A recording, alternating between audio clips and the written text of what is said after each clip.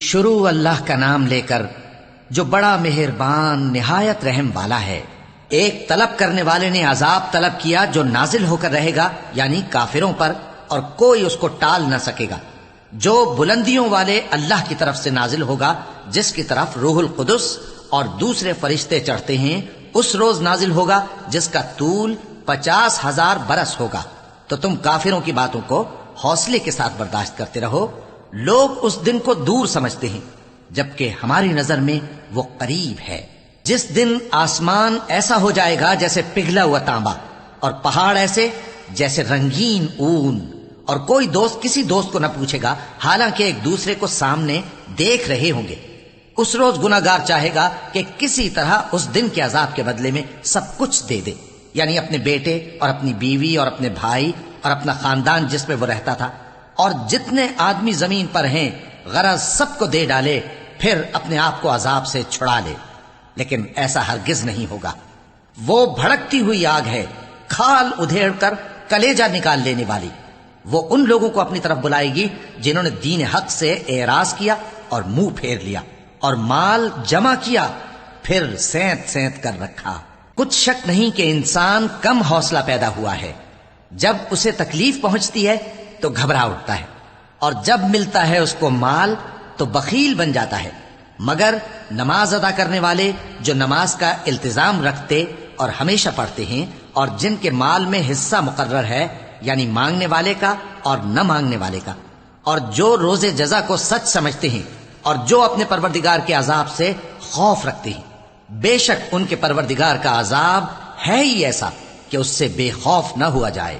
اور جو اپنی شرمگاہوں کی حفاظت کرتے ہیں مگر اپنی بیویوں یا باندیوں سے کہ ان کے پاس جانے میں انہیں کچھ ملامت نہیں، اور جو لوگ ان کے سوا اور طریقے ڈھونڈیں تو وہ حد سے نکل جانے والے ہیں، اور جو اپنی امانتوں اور اپنے عہد و پیمان کا پاس کرتے ہیں، اور جو اپنی گواہیوں پر قائم رہتے ہیں، اور جو اپنی نماز کی پابندی کرتے ہیں، یہی لوگ جنتوں میں عزت و اکرام سے ہوں گے۔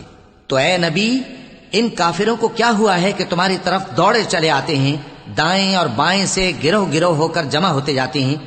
کیا ان میں سے ہر شخص یہ امید رکھتا ہے کہ نعمت کے باغ میں داخل کیا جائے گا؟ ہرگز نہیں۔ ہم نے ان کو اس چیز سے پیدا کیا ہے جسے یہ جانتے ہیں۔ پس مشرقوں اور مغربوں کے مالک کی قسم کہ ہم طاقت رکھتے ہیں، یعنی اس بات پر کہ ان سے بہتر لوگ بدل لائیں، اور ہم عاجز نہیں ہیں۔ تو اے پیغمبر، ان کو باطل میں پڑے رہنے اور کھیل لینے دو، یہاں تک کہ جس دن کا ان سے وعدہ کیا جاتا ہے وہ ان کے سامنے آ موجود ہو۔ اس دن یہ قبروں سے نکل کر اس طرح دوڑیں گے جیسے کسی مقابلے کے نشان کی طرف دوڑے جا رہے ہوں۔ ان کی آنکھیں جھک رہی ہوں گی اور ذلت ان پر چھا رہی ہوگی۔ یہی وہ دن ہے جس کا ان سے وعدہ کیا جاتا تھا۔ شروع اللہ کا نام لے کر جو بڑا مہربان نہایت رحم والا ہے۔ ہم نے نوح کو ان کی قوم کی طرف بھیجا کہ پیشتر اس کے کہ ان پر درد دینے والا عذاب واقع ہو، اپنی قوم کو خبردار کر دو۔ انہوں نے کہا کہ بھائیو، میں تم کو کھلے طور پر خبردار کرتا ہوں کہ اللہ کی عبادت کرو اور اس سے ڈرو اور میرا کہا مانو، وہ تمہارے گناہ بخش دے گا اور موت کے وقت مقرر تک تم کو مہلت عطا کرے گا۔ جب اللہ کا مقرر کیا ہوا وقت آ جاتا ہے تو تاخیر نہیں کی جاتی، کاش تم جانتے ہوتے۔ جب لوگوں نے نہ مانا تو نوح نے اللہ سے عرض کی کہ پروردگار، میں اپنی قوم کو رات دن بلاتا رہا، لیکن میرے بلانے سے وہ اور زیادہ گریز کرتے رہے۔ جب میں نے ان کو بلایا کہ توبہ کریں اور تو ان کو معاف فرمائے تو انہوں نے اپنے کانوں میں انگلیاں دے لی اور اپنے اوپر کپڑے اوڑھ لیے اور اڑ گئے اور خوب تکبر کرنے لگے۔ پھر میں ان کو بلند آواز سے بھی بلاتا رہا، پھر علانیہ بھی اور رازداری سے بھی سمجھاتا رہا۔ پھر میں نے کہا کہ اپنے پروردگار سے معافی مانگو کہ وہ بڑا معاف کرنے والا ہے۔ وہ تم پر آسمان سے موسلا دھار میں برسائے گا اور تمہارے مال اور بیٹوں میں اضافہ کرے گا اور تمہیں باغ عطا کرے گا اور ان میں تمہارے لیے نہریں بہا دے گا۔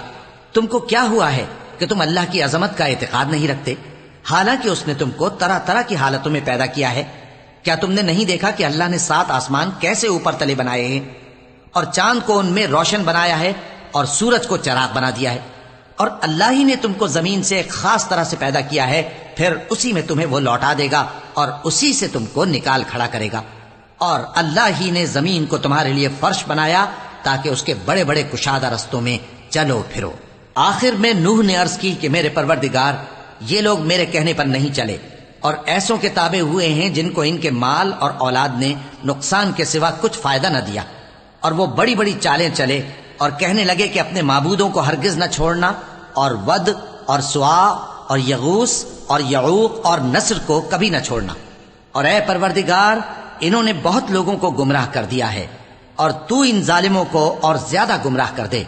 آخر وہ اپنے گناہوں کے سبب پہلے غرقاب کر دیے گئے، پھر آگ میں ڈال دیے گئے، تو انہوں نے اللہ کے سوا کسی کو اپنا مددگار نہ پایا۔ اور پھر نوح نے یہ دعا کی کہ میرے پروردگار، ان کافروں میں سے کسی کو زمین پر بستہ نہ رہنے دے، اگر تو ان کو رہنے دے گا تو یہ تیرے بندوں کو گمراہ کریں گے، اور ان سے جو اولاد ہوگی وہ بھی بدکار اور ناشکری ہوگی۔ اے میرے پروردگار، مجھ کو اور میرے ماں باپ کو اور جو ایمان لا کر میرے گھر میں آئے اس کو، اور تمام ایمان والے مردوں اور ایمان والی عورتوں کو معاف فرما، اور ظالم لوگوں کے لیے اور زیادہ تباہی بڑھا۔